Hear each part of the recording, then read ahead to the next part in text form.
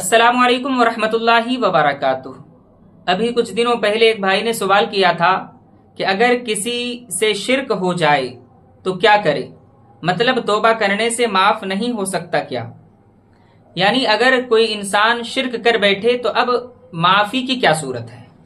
तो देखिए, पहले आप ये समझें कि शिर्क कहते किसे हैं, शिर्क का मतलब और मफहूम क्या है।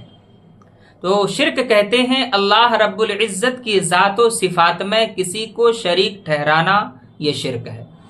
यानी ज़ात में और अल्लाह की जो सिफात हैं उन सिफात में किसी को शरीक ठहराना, ये शिर्क है। ज़ात में शरीक ठहराने का मतलब ये है कि दो या दो से ज्यादा खुदा माने,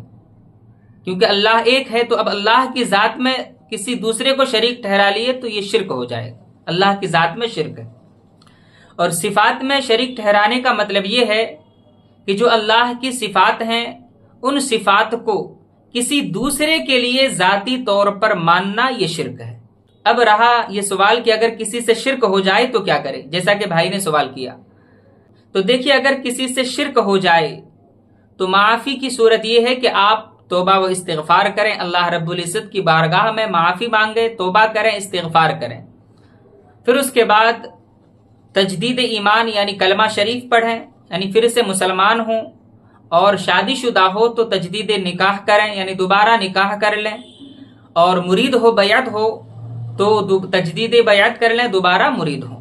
और अगर किसी से शिर्क व कुफ्र के अलावा कोई दूसरा गुनाह हो जाए तो वो क्या करे, उसकी माफी की क्या सूरत है? तो देखिए,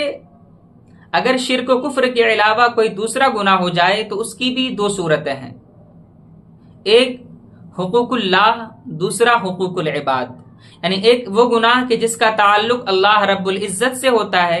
और दूसरा वो गुनाह के जिसका ताल्लुक बंदों से होता है। हुकूकुल्लाह की फिर दो सूरतें हैं, एक वो जो सिर्फ तौबा से माफ हो जाती है, और दूसरी सूरत जो सिर्फ तौबा से माफ नहीं होता। तौबा से माफ हो जाए, जैसे किसी ने शराब पी ली, शराब पीने का गुनाह उससे सरजद हो गया,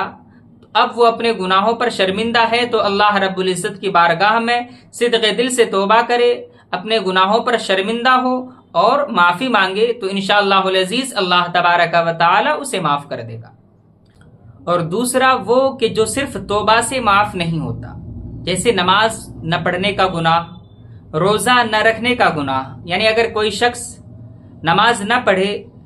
फिर नमाज छूट जाने के बाद उसके दिल में अल्लाह का खौफ पैदा हुआ, अपने गुनाहों पर शर्मिंदा हुआ,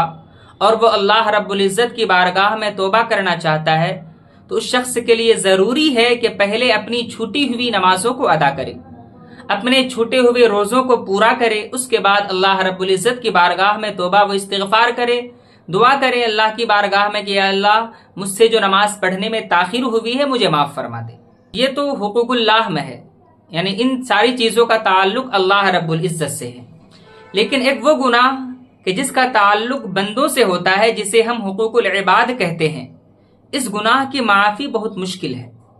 इसलिए कि इसमें होता यह है कि पहले आपको बंदे से माफी मांगनी होती है। मिसाल के तौर पर, अगर कोई शख्स किसी का माल चुरा ले, किसी का माल गस्ब कर ले, छीन ले, फिर उसके बाद उसके दिल में ख्याल आया कि मैंने ये गलत काम किया, अपने गुनाहों पर वो शर्मिंदा हुआ और अल्लाह रब्बुल इज्जत की बारगाह में तौबा करने लगा, तो उस पर पहले जरूरी ये है कि पहले उस इंसान के पास जाए, उसका माल उसे लौटाए और उससे माफी मांगे, और वो जब माफ कर दे तो फिर अल्लाह रब्बुल इज्जत की बारगाह में तौबा व इस्तिगफार करे, अल्लाह रब्बुल इज्जत की बारगाह में माफी मांगे। पहले उस इंसान से माफी मांगनी है जिसका आपने माल छीना, आपने माल चुराया या आपने माल गस्ब किया, तो पहले उस इंसान से माफी मांगनी है, फिर अल्लाह रब्बुल इज्जत से माफी मांगनी है। अगर डायरेक्ट अल्लाह रब्बुल इज्जत से माफी मांगेंगे तो अल्लाह तबारक व तआला आपको माफ नहीं फरमाएगा, इसलिए कि अल्लाह तबारक व तआला अपना हक तो माफ फरमा देगा लेकिन बंदों का हक माफ नहीं फरमाएगा। इसलिए अगर कोई ऐसा गुनाह हो गया हो हमसे जिसका ताल्लुक बंदों से है, तो हमें चाहिए कि हम पहले उस बंदे से माफी मांगे, उससे माफी मांग ले, वो माफ कर दे तो हम अल्लाह रब्बुल इज्जत की बारगाह में माफी मांगे। तो इंशाअल्लाहुल अज़ीज़ अगर हम जब ऐसा करेंगे तो अल्लाह तबारक व तआला हमारे गुनाहों को माफ फरमा